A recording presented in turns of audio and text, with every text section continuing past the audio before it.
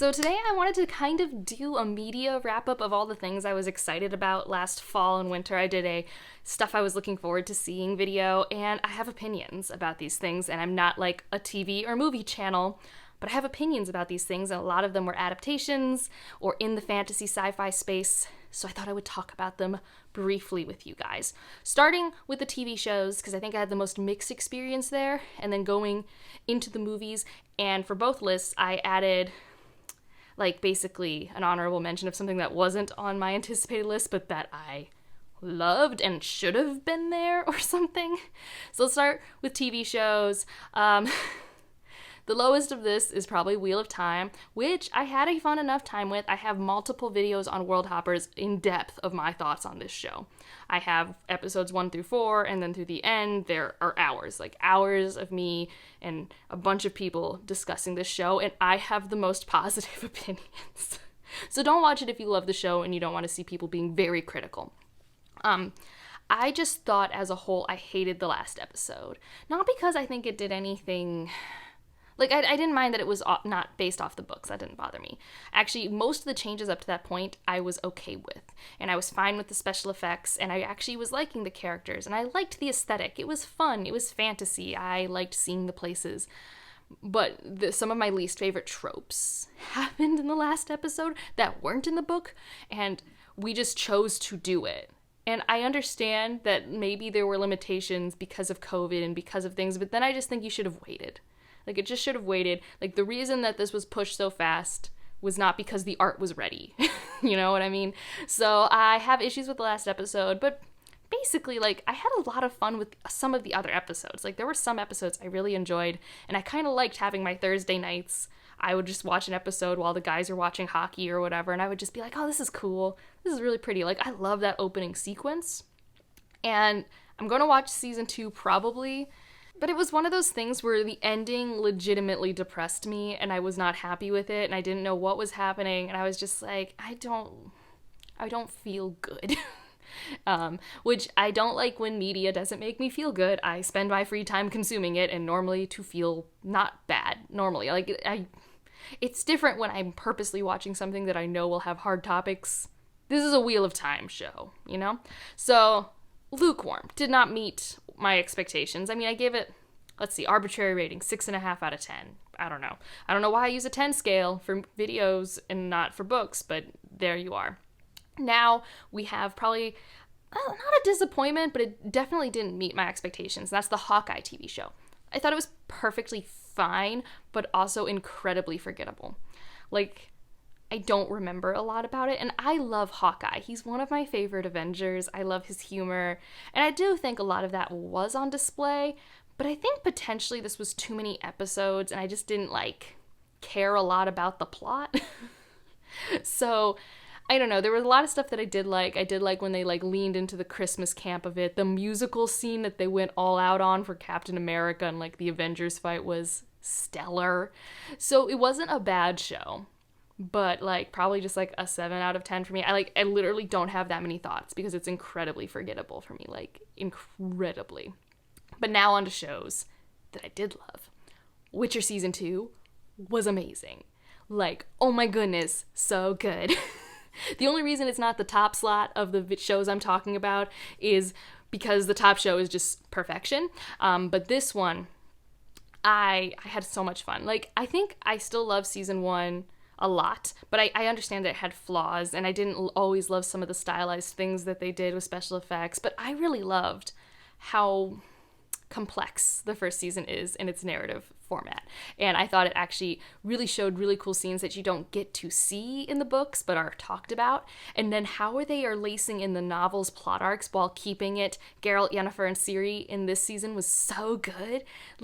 I was very impressed with the things that they're implying and what they're doing, and then the newish stuff, or maybe it's video game stuff that I don't know about, that they're weaving in. They do a thing where they take a reveal from the 5th book and just put it in this season. I'm like, yes, because I remember when that happened in the 5th book, and I was just like, well, it's a little late now. Like, I'm not excited about this. So I had so much fun. I loved the action scenes. I loved the mystery. I loved watching the character arcs. It was just very pretty. We binged it. Like, we watched like 5 episodes of that in one night, and yeah, it was awesome. But the show that takes the number 1 slot of my winter season was Ted Lasso, seasons 1 and 2. It was just so wholesome for me. Like, I was so happy. Like, I really liked the season 1. It was very fish out of water. It was a very simple premise, and I thought it really leaned into that, and there were lots of amazing side characters, and the main character is just a delight. And in the second season, you really you have a lot of established characters, and we were really getting to watch them flesh out in different situations. And I do think there's a lot of conversation to be had about mental health representation and what happens in season 2, and I can see both sides.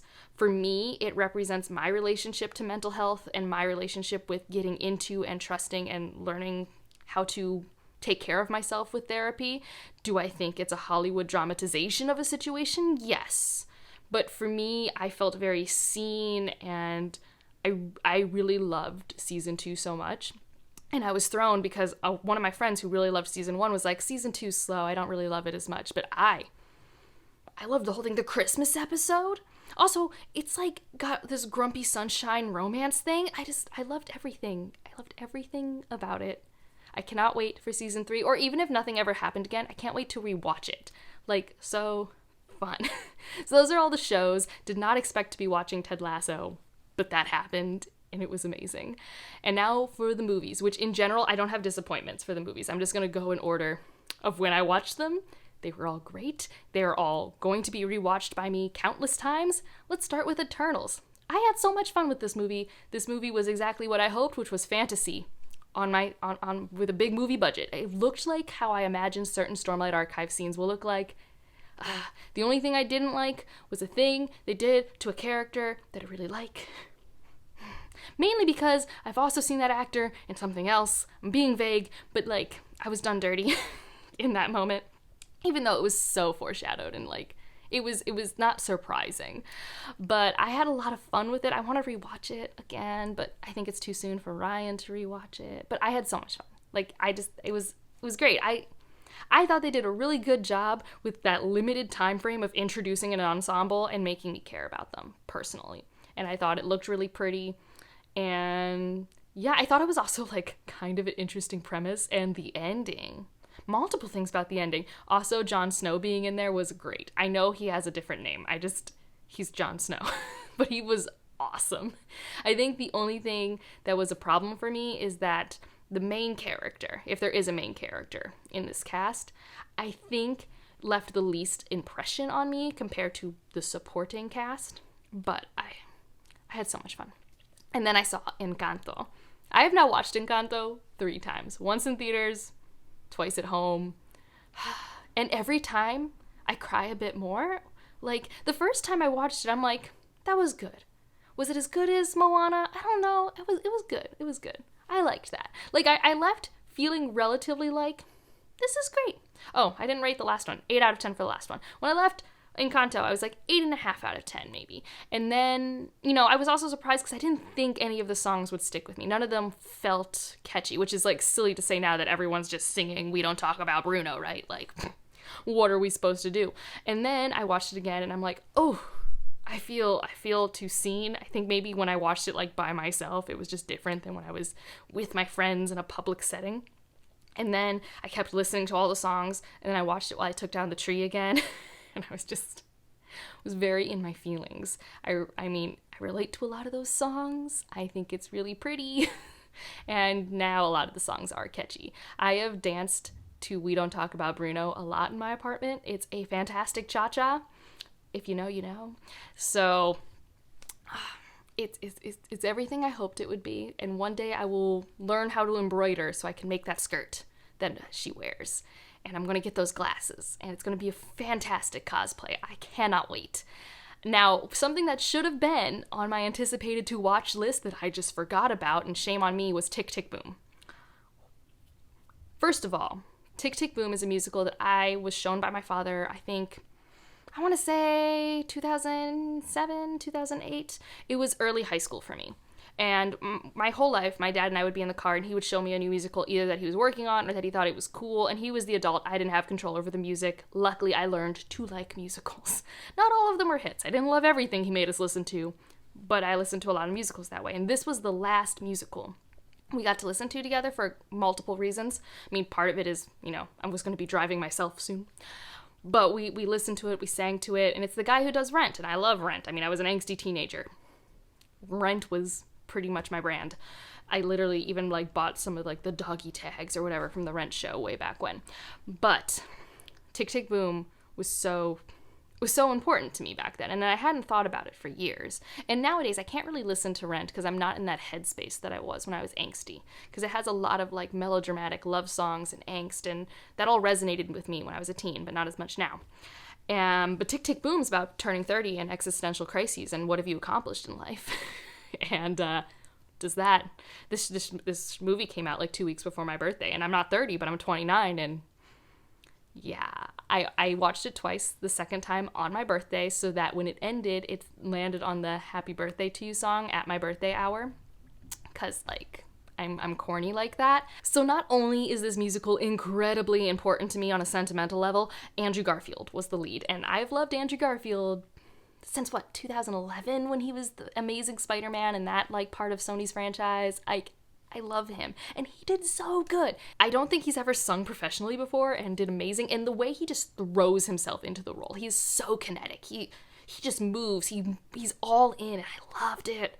Oh, and when I first watched it, I bawled. I crying when I finally got to hear my favorite song, and I was just by myself winding up yarn. And I was ugly sobbing.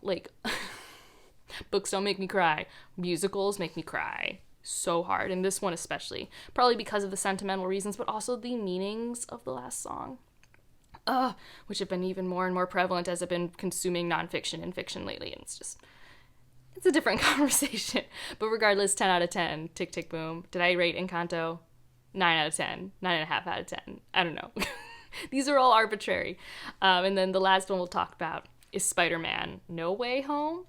And just so we're clear, I have to talk about, not plot spoilers, but spoilers. If you have... I can't make this a safe space. If you want to know if I love the new Spider-Man movie, I loved it. I adored it. I would have seen it again if it weren't for the newest peak of the virus. And I was like, well, I shouldn't go out again. That seems unsafe. It doesn't seem like an essential activity, essentially, to go rewatch a movie I had already seen in theaters. So, I love it. I love Spider-Man.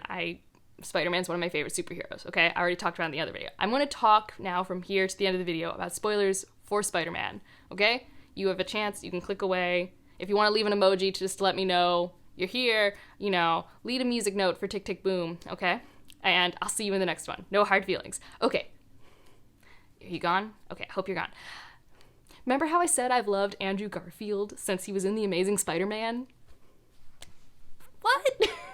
Somehow I had avoided all spoilers. I had not put two and two together. My brain cells could not be bothered to be like, oh yeah, these are all these villains in this trailer from other movies? Cool. To be like, oh, of course they'll bring in the other Spider-Man. Nope, my brain cells just didn't go there. But even before that, Daredevil cameo?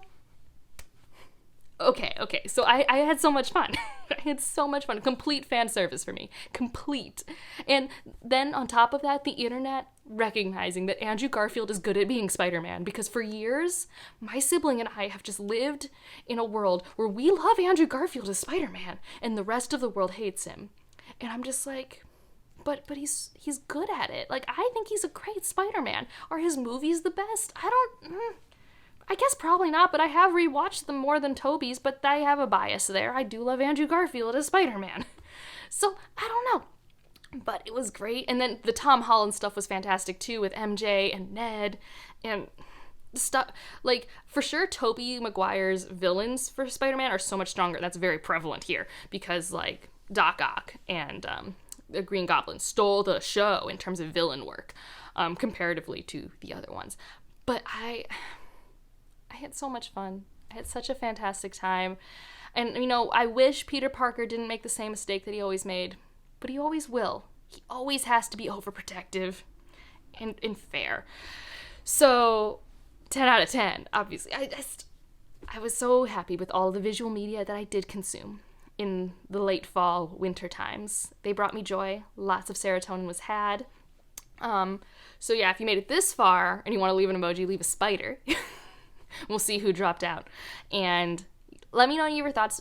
Please do not spoil Spider-Man for people in the comments. I know at this point it's pretty much a meme, but I still want to make this part a safe space. If you want to talk about it, come to the Discord. We've been talking about it there a while. And we can talk about any of the other media down below. And like if you liked it. Subscribe if you want to, and I'll see you in the next one. Bye.